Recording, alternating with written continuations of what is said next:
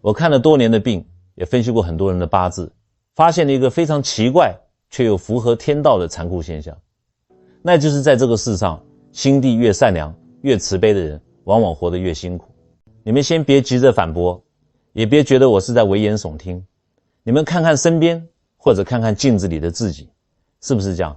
这种人哪怕是一只蚂蚁爬过路边，他都舍不得踩死，看到菜市场杀鸡杀鱼，心里都会咯噔一下，看到电视新闻里哪里地震了，哪里发大水了，那些素不相识的人受灾，他的眼泪哗啦一下就下来了。他对朋友、对家人、对亲戚，那更是把心都掏出来。可是结果呢，往往是好心被当成驴肝肺。你帮了别人10次，只要有1次没帮到位，人家就埋怨你。你处处为别人着想，换来的是什么？是冷漠，是背叛，甚至是欺骗。而且伤你最深、骗你最惨的，往往不是路边的陌生人，恰恰是你亲近付出最多的人。这到底是为什么？好多病人跑来诊所找我，一边哭一边问，倪师啊，我是不是上辈子杀人放火了？我是不是造了什么孽？为什么我那个邻居刁钻刻薄，坏事做绝，结果人家活得那么潇洒，满面红光，而我呢，我吃斋念佛一辈子，连句脏话都不敢说，为什么我要在泥潭里打滚？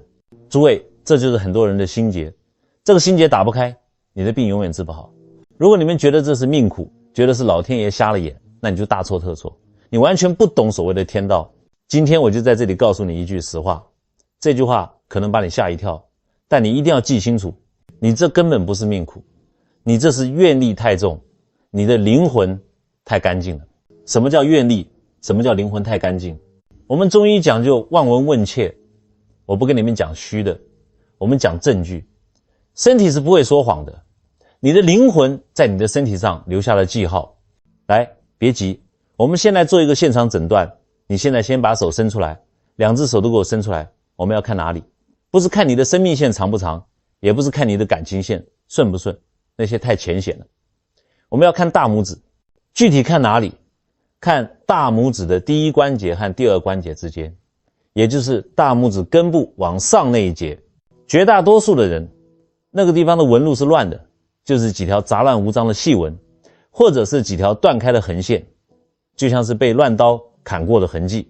但是有极少数的一类人，那个地方的纹路非常特别，它是2条清晰的弧线，一上一下相对而行，却扣在一起，形成了一个像枣核或者像一只眼睛一样的形状。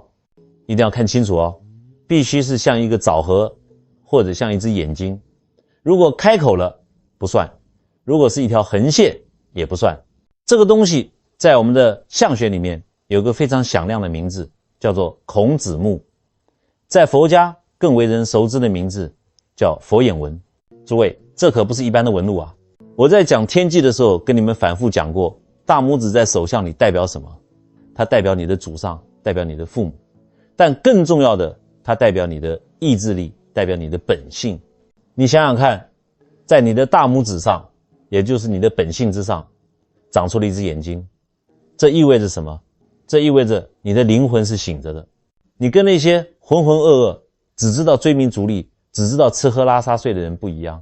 老天爷在你身上安了一个监控器，安了一个雷达。如果你手上真有这个佛眼纹，那我恭喜你，也心疼你。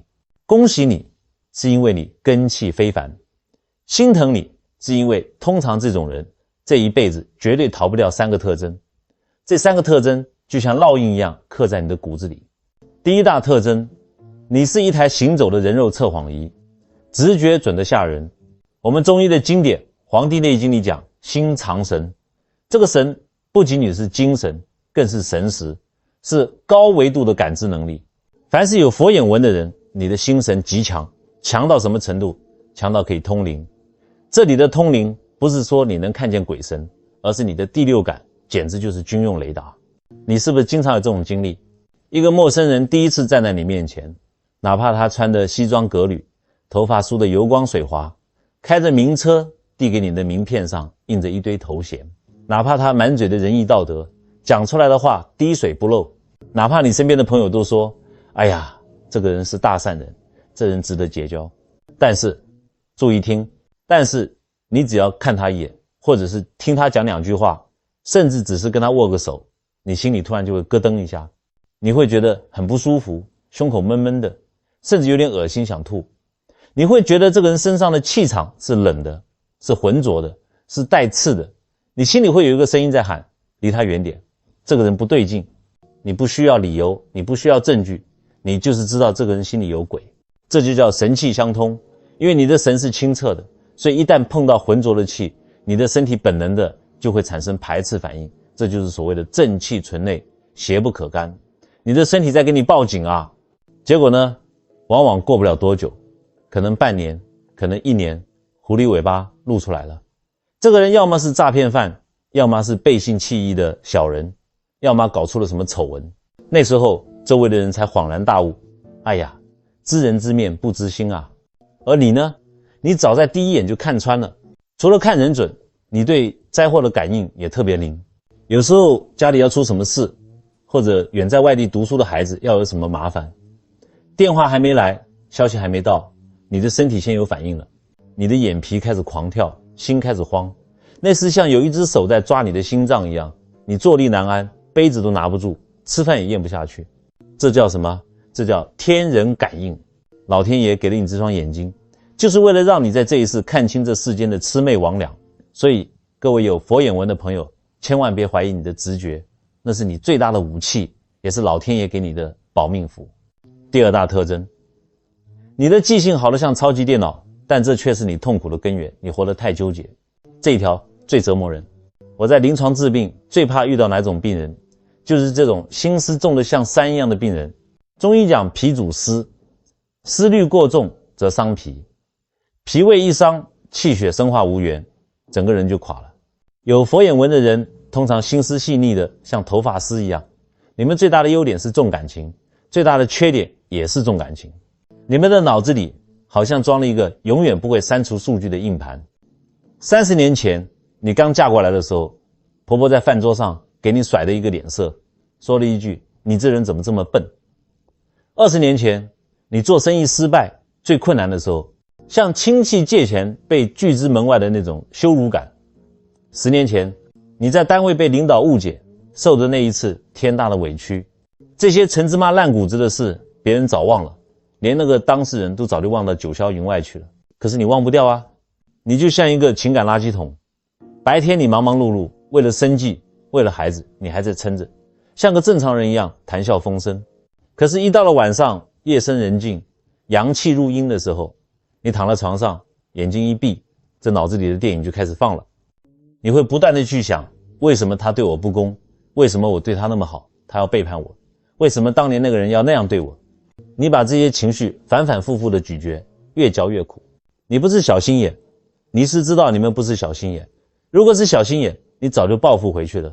你正是因为太善良，不想伤害别人，所以你只能折磨自己。你是太在意感情的纯度了，你总是替别人操心，操心完儿子，操心孙子，操心完老伴，操心兄弟姐妹。你把全家人的苦都背在自己那个瘦弱的肩膀上。你说说看，你不累谁累？你的脾胃怎么可能好得了？所以这种人往往都有慢性的胃病，或者消化不良，或者常年拉肚子，或者便秘。为什么？因为你的思虑把你的脾胃之气给截住了。第三大特征，你跟佛道有着解不开的宿世因缘，这一点最为神奇。你们这类人可能平时不怎么信迷信，也不一定天天烧香，甚至有些人还是受过西方教育的科学崇拜者。但是很奇怪，只要你一走进那个千年古刹，只要你一闻到那个檀香的味道，或者听到那个和尚念经的声音，敲木鱼的嘟嘟声，哪怕你根本听不懂他在念什么，你的心里就会有一种莫名的触动，那是心脏猛烈收缩的感觉，像是被电流击中了一样。甚至有些人一看到那尊庄严的佛像，那个眼泪啊就止不住的往下流，哗啦哗啦的流，根本控制不住。旁边的人问你，你怎么了？你受委屈了吗？你哪里不舒服吗？你摇摇头，你说不出来。都不是，那是你灵魂深处的记忆被唤醒了。那种感觉就像是一个流浪了很久很久的孩子，在外漂泊了几十年，受尽了风霜，突然有一天推开门，看到了自己的亲娘，终于回家了。这证明什么？证明你前世就在修行，你前世可能就是个修行人，你在佛前磕过头发过愿，你这一世带着这个印记来，就是为了把没修完的功课修完。所以诸位有佛眼文的朋友，你们现在明白了吗？你之所以活得累，不是因为你无能，也不是因为你倒霉，而是因为你这双眼睛看得太透，记得太深，感应得太强。但是这还只是表象，接下来我要从根源上，从你的前世今生，从我们命理的底层逻辑，彻底给你揭开这个谜底。为什么偏偏是你长了这个纹？这背后到底藏着什么惊天的秘密？这是一个非常深刻的医学问题，也是一个社会学问题。因为那些所谓的坏人，他们是外放型的，他们自私，他们以自我为中心，一旦不爽，他们马上发泄出来，他们骂人，他们打架，他们去算计别人。在中医看来，这种人的气机是向外的，虽然他们的德行有亏，但从生理上讲，他们心里不憋事，他们的肝气是舒畅的，他们的郁结全都倒给了别人。而你们呢？你们这些有佛眼纹的大好人呢？你们是内收型的，你有苦你不敢说，怕给孩子添乱；你有委屈你不敢喊，怕伤了和气；你有愤怒你不敢发火，怕破坏了关系。你把所有的情绪、所有的委屈、所有的垃圾全部压在这个身体里。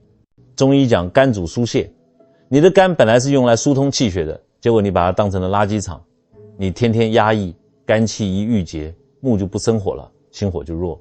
心火一弱，阴寒的东西就会占据你的身体，那些没发泄出去的怒气最后变成了什么？我告诉你们，在西医里那叫结节，那叫肿瘤，那叫癌症；在中医里那叫痰凝血瘀，那是一团散不掉的阴石。所以坏人长命百岁，是因为他把毒都排给了别人；好人短命，是因为你把毒都留给了自己。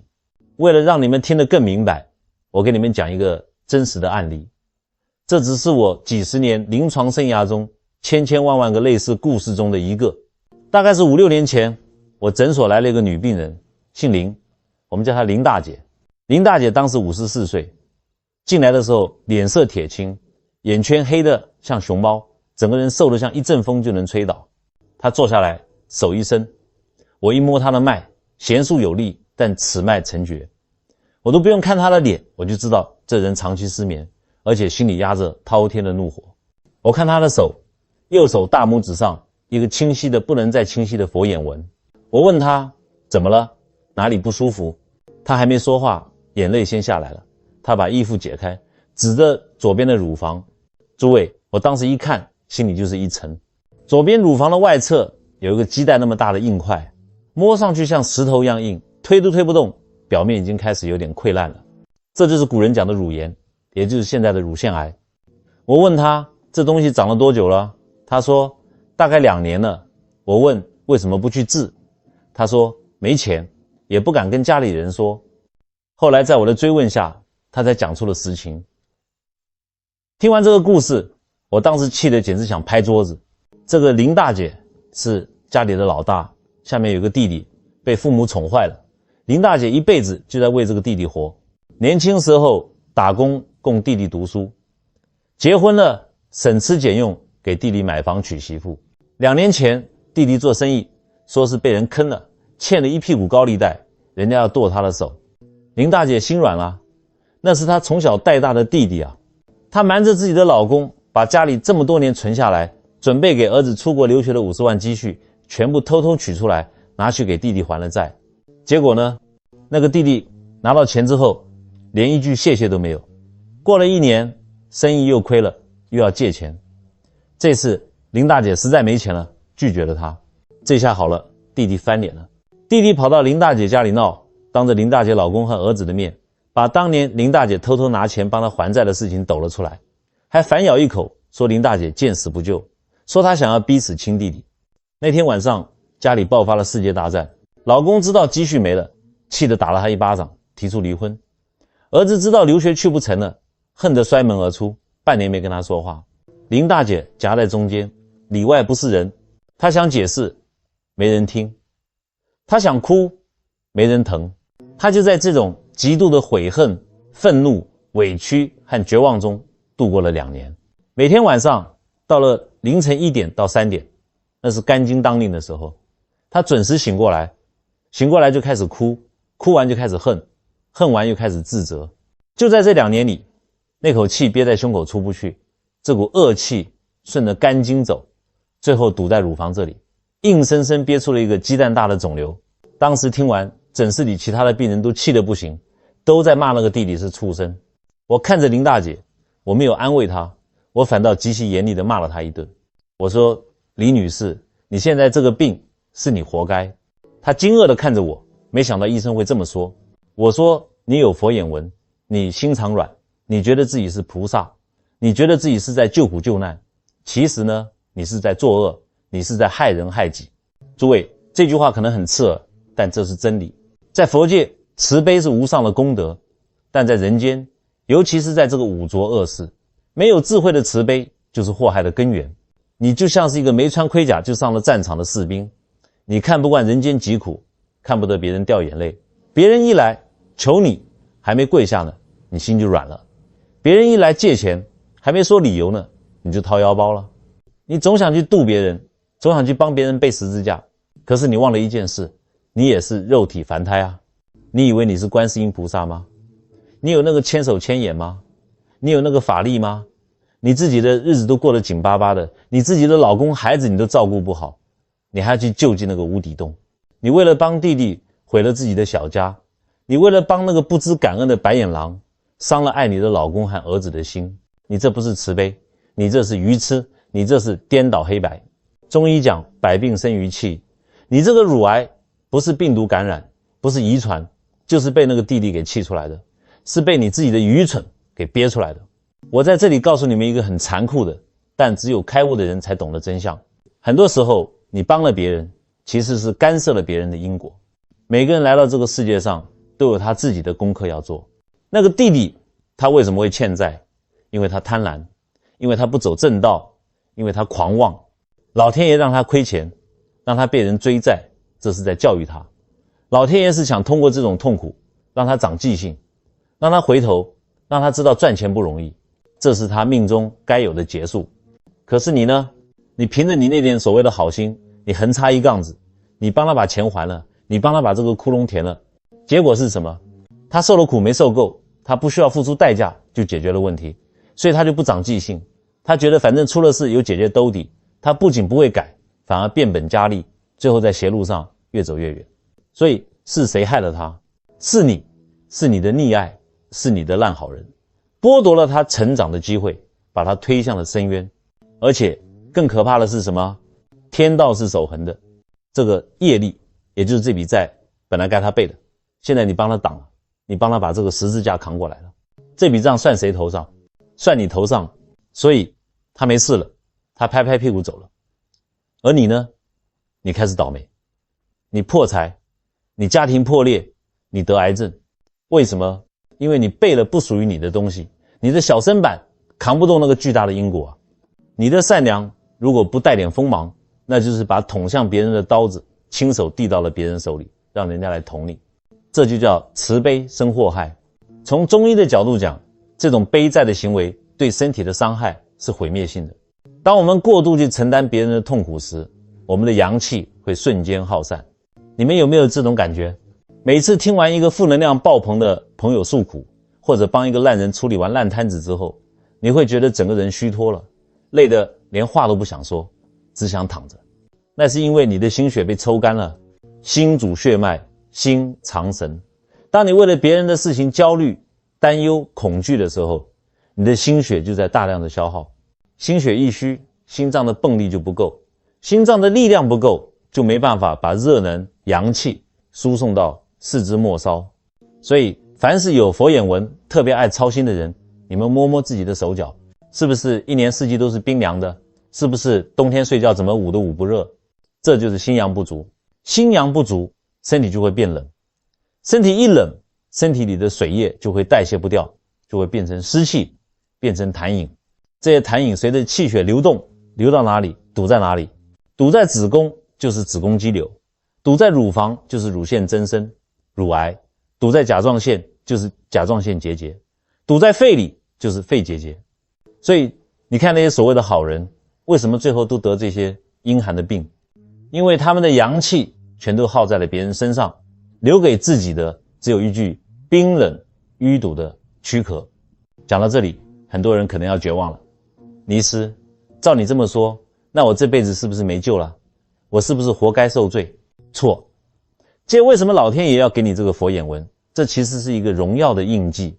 在佛家有一句话叫再来人，什么意思？就是说你的灵魂不是那种懵懵懂懂的新灵魂，你是在前世已经修行过发过大愿的人。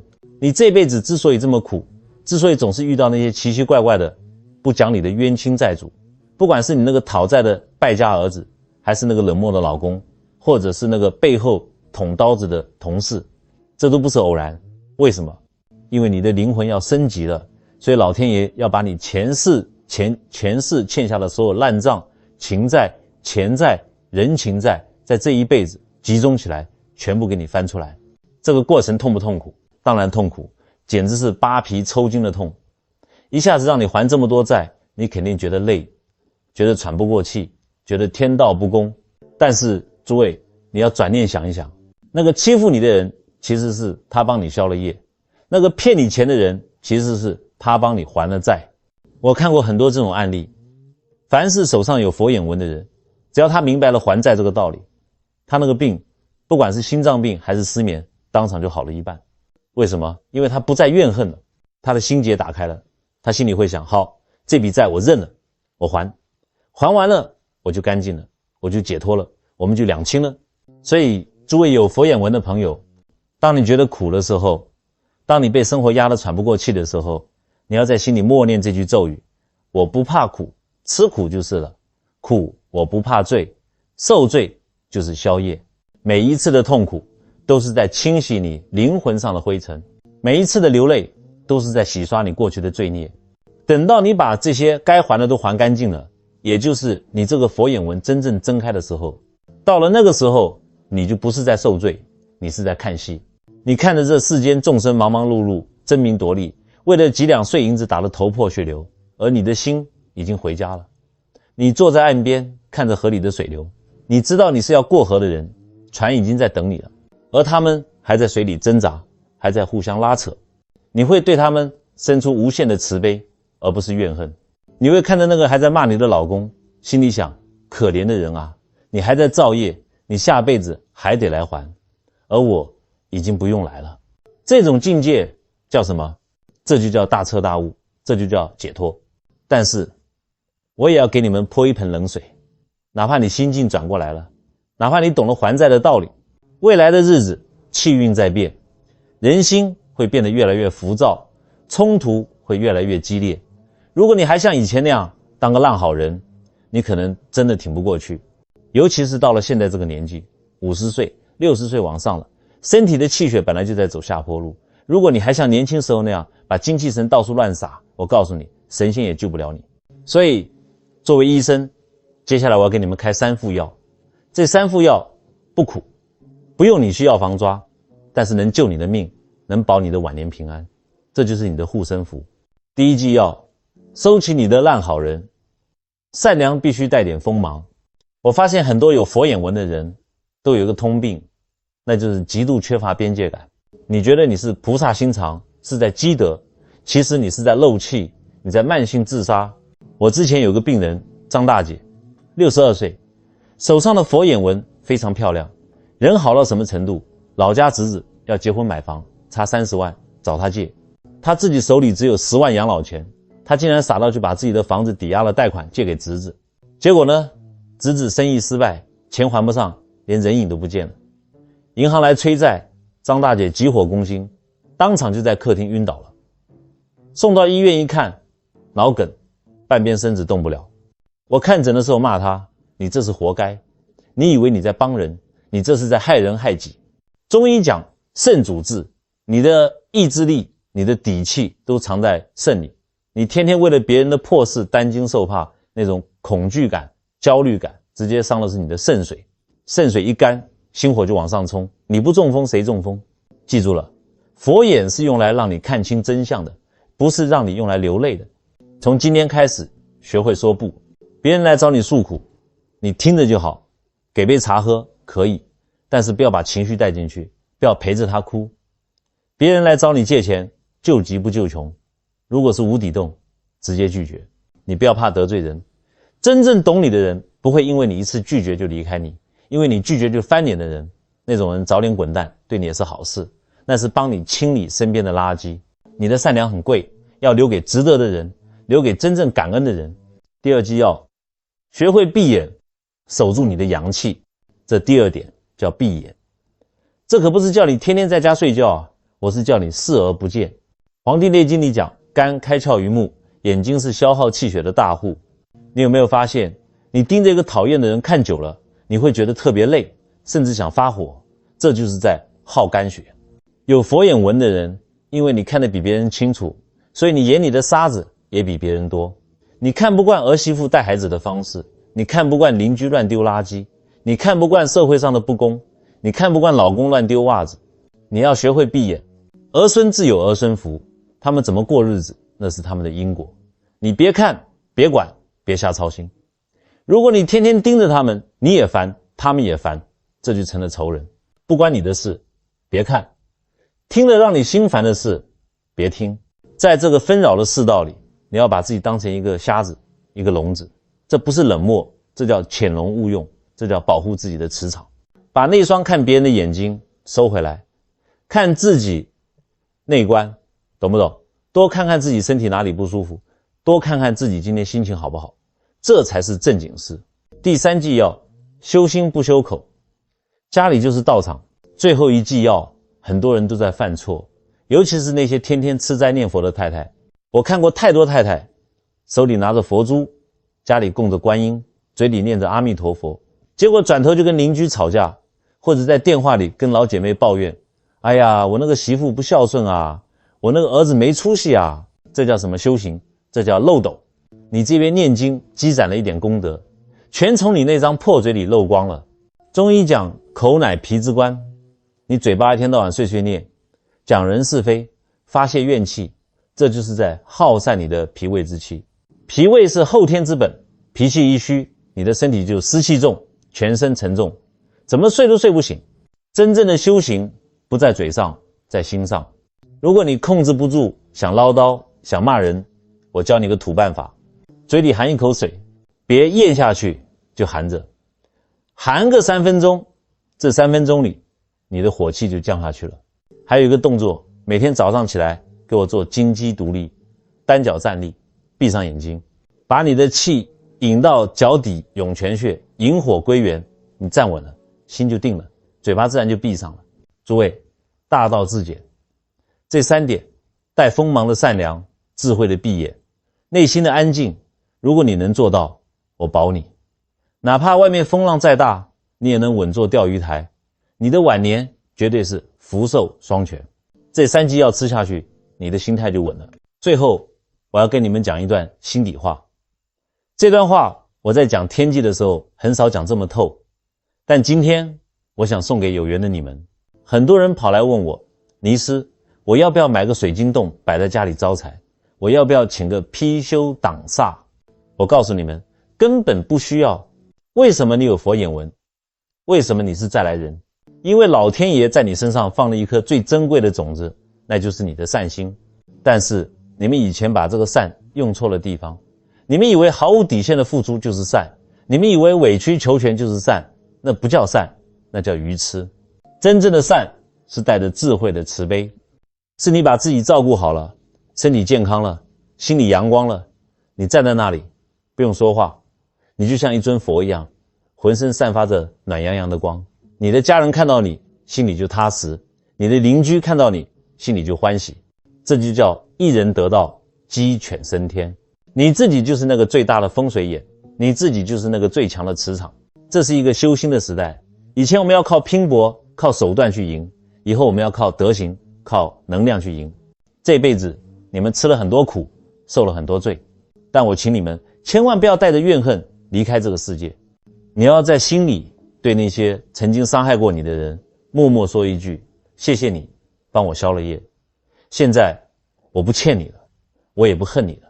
当你放下的那一刻，你手上的那只佛眼才会真正的睁开，他看到的不再是苦难，而是圆满。他会告诉你，这一趟人间你没白来，你把债还清了，你把爱留下了，你干干净净、漂漂亮亮的完成了任务。诸位，人生难得，中土难生，正法难闻。今天你能看到今天的内容，能听我在这里跟你唠叨这么久，这就说明你的缘分到了，你该醒了。现在我想请你们做最后一件事，这件事不是为了我，是为了你自己，也是为了给这个世界加一点正能量。